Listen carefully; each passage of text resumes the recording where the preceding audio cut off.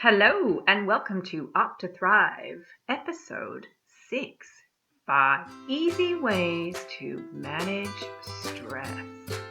Welcome to Opt to Thrive, your go-to podcast for women's wellness in midlife, designed to educate, support, and inspire you to live your very best life. And now your host, Dr. Karina Sims. So, sitting in the sunroom, it's a little bit gray out there today. And this, again, is my third time recording this podcast. I had it all up and ready to go, and when I had to listen, I realized that I was a little bit overzealous with my voice. I didn't have my microphone set up properly and had a few cracks and pops, and I just couldn't seem to clean them up. But there's a big learning curve with this podcasting. Lots to learn about recording and auditing and sound and heaps, but I'm absolutely loving the learning process. Sometimes maybe not so fun having to repeat things over and over, but that's okay. I'm pretty sure this is going to be the best one yet out of the three. So today we're going to talk about stress. And it's interesting that I'm repeating this because I had recorded this before, had a bit of a stressful incident at work, and it was what I would call a good stress, which we'll get into a bit later. So, it wasn't a good incident, but in the way that we handled it, and then we came back as a team later to debrief and go through the details so that there was an opportunity for learning and reflection on what had happened.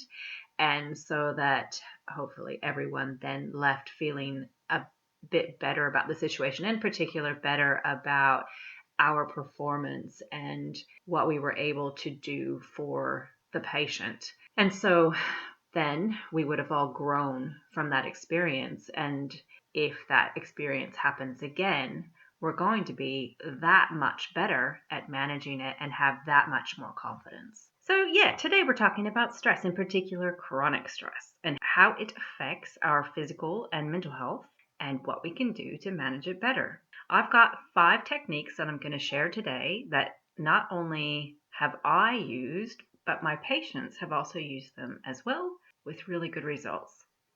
Now I want to start by talking about what's happening in our bodies when they encounter stress. The stress response is mounted by our sympathetic nervous system. It's also called the fight or flight response. I'm sure that we've all heard of. It begins in the part of the brain called the amygdala, when our brains identify danger through our senses, so our eyes, our ears, or both, the hungry lion or the oncoming car, the house fire, etc. When the amygdala perceives danger, it instantly sends a distress signal to another part of the brain called the hypothalamus. The hypothalamus is like a command center, and it communicates with the rest of the body through the autonomic, what I like to call the automatic nervous system.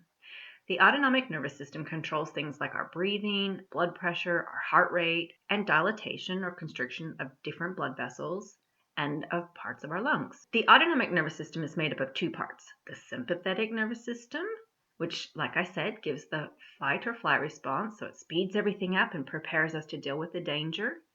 And then there's the parasympathetic nervous system.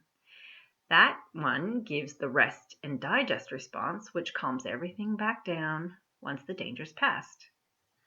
In fight or flight, the hypothalamus sends signals to our adrenal glands, so these little china hat-shaped glands sitting on top of our kidneys, and tells them to release adrenaline into our bloodstream. Adrenaline makes our heart beat faster, which will then get the blood pumping to our muscles, including our heart, to prepare to deal with the danger. Our attention becomes hyper-focused on what's happening. There is an increase in our heart rate, blood pressure, and our breathing rate as the body needs to deliver more oxygen to our cells. Our digestive system and our reproductive system both go on hold because we don't really need them right now. Our immune system also starts to focus more on producing inflammatory proteins and less on fighting viruses or cancer cells. Blood sugar is released from storage sites in the body to provide energy for the working muscles, our heart, and our brain. The body is so remarkable and so efficient that all of this can start to happen even before our conscious brain has had the chance to fully process what's happening. If the threat is persistent, the hypothalamus follows up that initial release of adrenaline by activating another complex pathway and signaling the adrenal glands to release cortisol. This keeps the sympathetic nervous system active and keeps us on high alert. When the threat passes and we're no longer in danger, our cortisol levels will fall, and that will signal our parasympathetic nervous system to come in kind of like a fire extinguisher and slow us right back down again.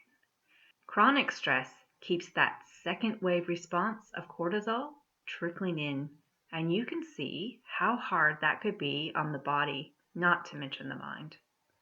If you have a stressful event and then you come back down so that you've gone from activating the sympathetic nervous system and then finishing up by activating the parasympathetic nervous system, then you've completed the cycle.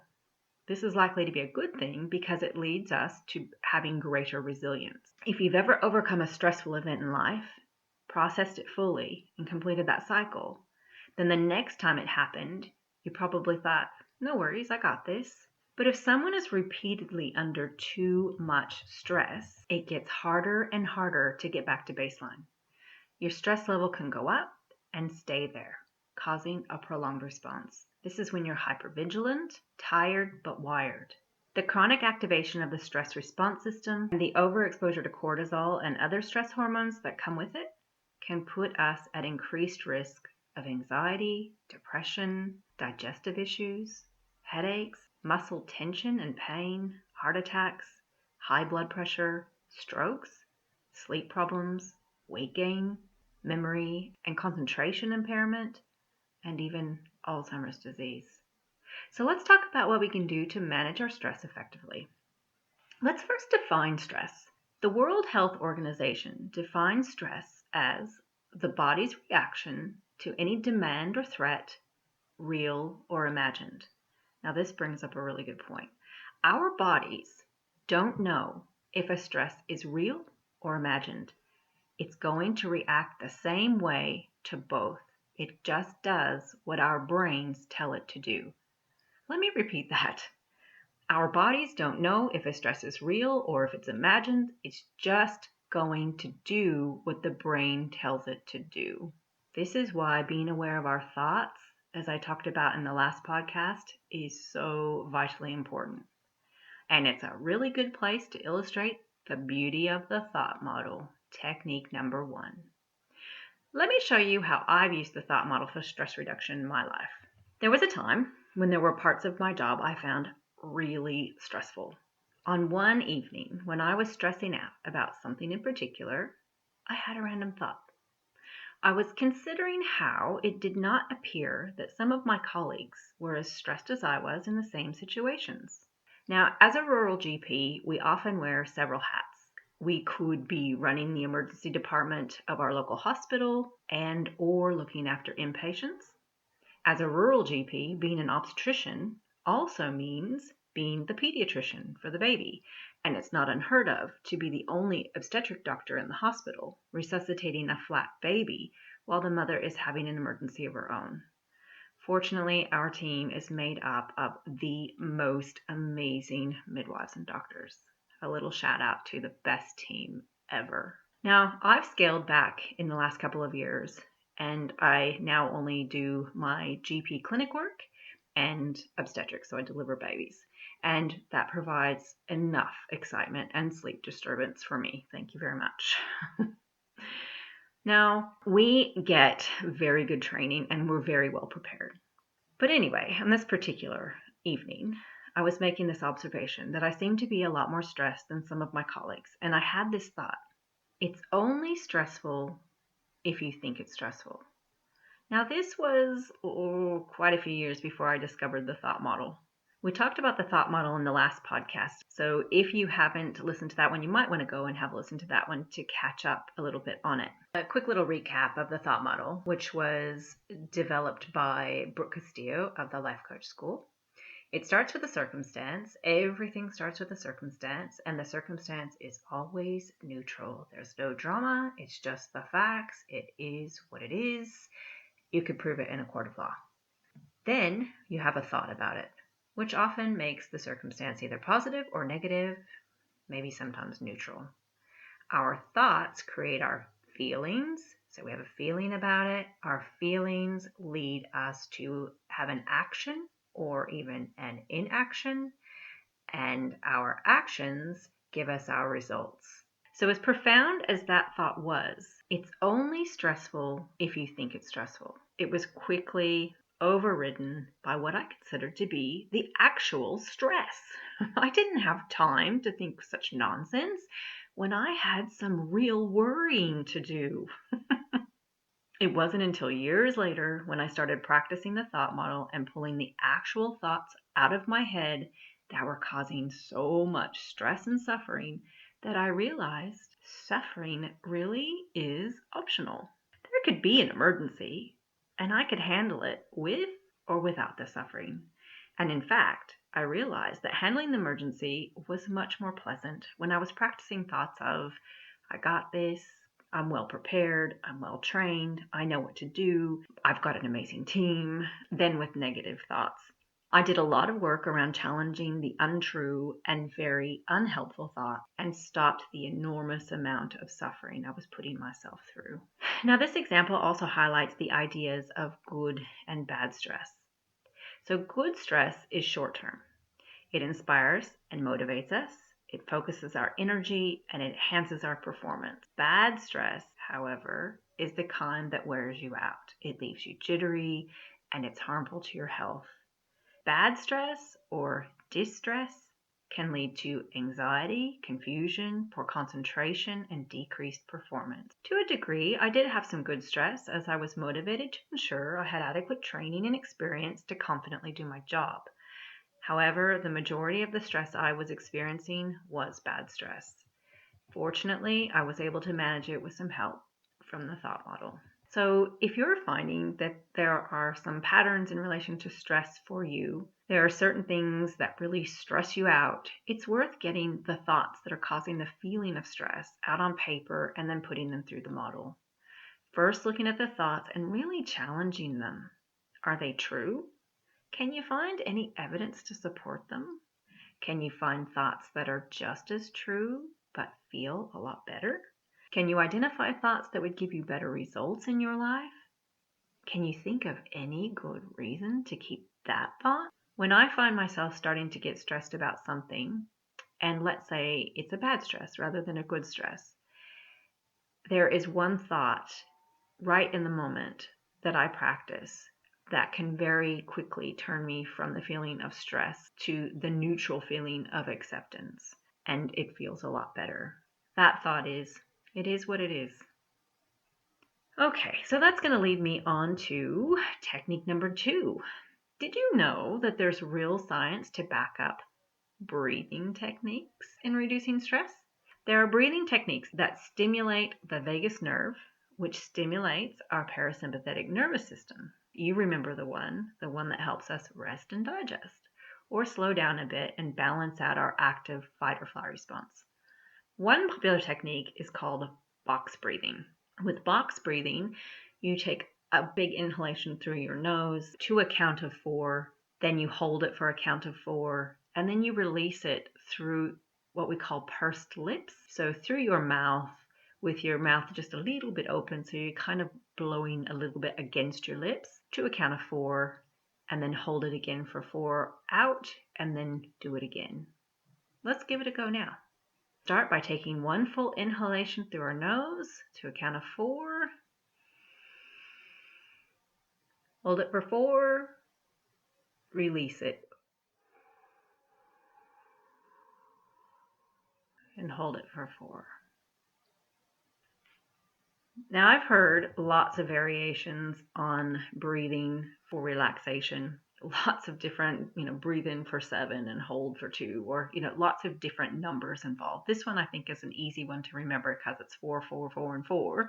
But, if you get into a situation where you just really need to calm yourself down, then just taking a really big, deep inhalation, nice and slow, and then releasing it is going to be probably very useful for you, because the next time that you find yourself in that situation, I want you to just take note of what you're actually doing with your breathing when you first notice, because it's really quite likely that you're holding your breath or you're breathing rapidly and shallowly. Okay, so technique number 3 are relaxation techniques.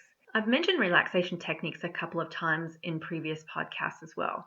One of these techniques is progressive muscle relaxation. You can actually find one of these exercises, as I've mentioned before, on my website, optothrive.com. It's only about 6 minutes long, and seriously, just by taking 6 minutes out of your daily routine to do something like this can go a long way towards balancing out your sympathetic and parasympathetic drives.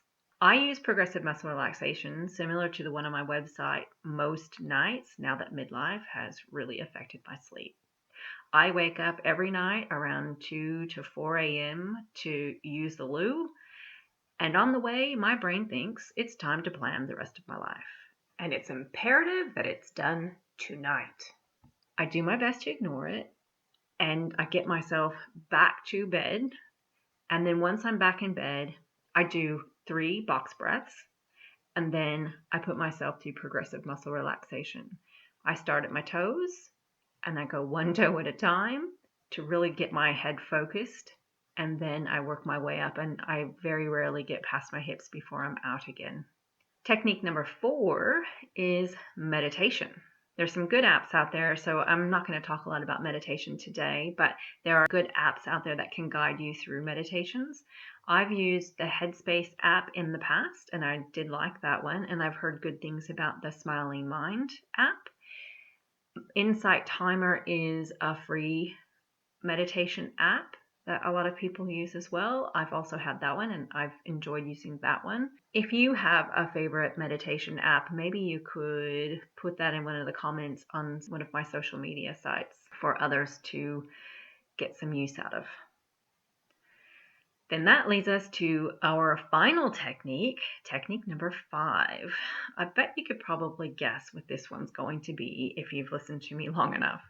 You've probably worked out that one of my very favorite things is exercise. I exercise usually 6 days a week, even if it's just a nice calming walk on one of the mornings before clinic. Now let me give you some of the science behind exercise. So there's something called the cross-stressor adaptation hypothesis. This is a theory that when we expose ourselves to physical stress, like when we exercise, that over the long term, adaptations occur in that our bodies change to become more efficient managing that stress. The cross-stressor adaptation hypothesis theorizes that this adaptation can also be applied to other stressors so that we aren't as affected by them as we would be if we didn't exercise regularly. Like as our fitness improves, exercising gets easier as our bodies adapt. This theory is that we get a crossover effect, and not only does our body get fit and able to more easily manage stress, but our brains do too, making us less reactive also to psychological stressors. There's still a bit of a debate around this theory. I find this stuff so fascinating. When I was looking into it, I ended up going down a little bit of a rabbit hole. And I found a study that was done some years ago now, where they looked at people who exercised regularly compared to a group that didn't. They put them both through stressful tasks while at the same time taking data like vital signs, cortisol levels, and self-reported mood ratings. What they found was that the exercisers' moods were not impacted to the degree that the non-exercisers' moods were, suggesting that they were more resilient to stress than the non-exercisers. Now, where there isn't debate around the benefits of exercise, in particular when it comes to our brains, is that we know that even just one single workout will cause an immediate increase in serotonin, dopamine, and noradrenaline. These are what we like to call our feel-good neurotransmitters, and they're the reason we get that little happy boost after exercising. Long-term exercise actually changes the brain's anatomy, physiology, and function. It actually causes your brain to make new brain cells in the area called the hippocampus, which is the area that's responsible for long-term memory. So it actually improves our long-term memory. Exercise also protects us against neurocognitive decline with aging, so dementia. Down in that rabbit hole that I went into, I also watched a talk by a neuroscientist around the benefits of exercise on the brain. And she said that though we may not be able to completely avoid things like Alzheimer's or other neurodegenerative diseases, the bigger we're able to make our hippocampus, the longer it might take for them to affect us. I thought that sounded quite reasonable. Exercise also improves our sleep quality, which is so important in removing toxins from our brain and in what is called memory consolidation.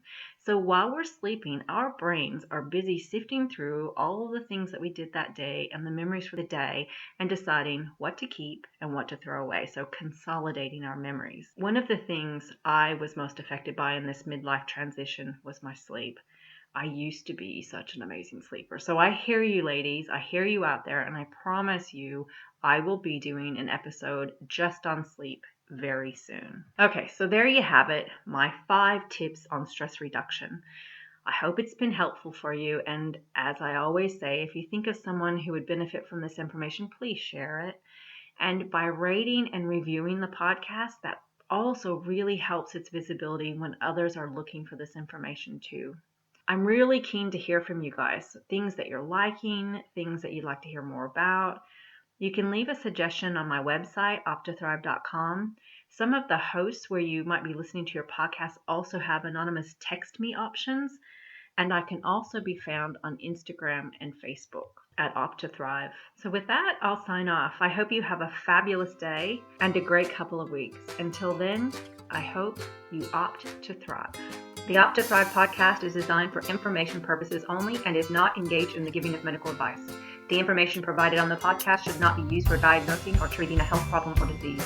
In no way should the information provided by Opt to Thrive be considered medical advice, and at all times the advice of a medical professional should supersede recommendations from Opt to Thrive. If you have or suspect you may have a health problem, you should consult your healthcare provider. The views expressed in this podcast are purely that of Dr. Sims and do not in any way reflect those of the institutions she contracts for medical services to. Thank you for listening to Opt to Thrive. If you've enjoyed listening, please rate and share the podcast. You can visit our website at optothrive.com and leave a comment for any subjects you would like to hear more about.